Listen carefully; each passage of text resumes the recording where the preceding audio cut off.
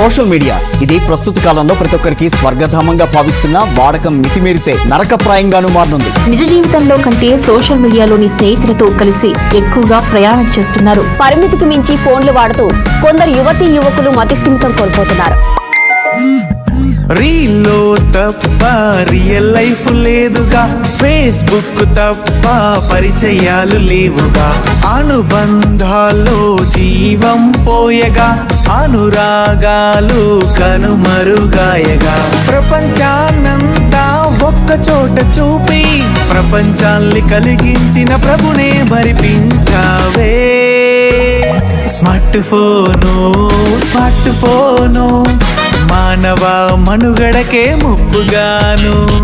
చాలా మంది పిల్లల జీవితంలో ఇప్పుడు సోషల్ మీడియా ఒక ప్రధాన భాగంగా మారిపోయింది. ముఖ్యంగా టీనేజర్లు, యువత ఇప్పుడు రెండు జీవితాలను సమాంతరంగా జీవిస్తున్నారు. దీని కారణంగా వారు వాస్తవ ప్రపంచాన్ని, ఇక్కడి అనుబంధాలను నిర్లక్ష్యం చేస్తున్నారు.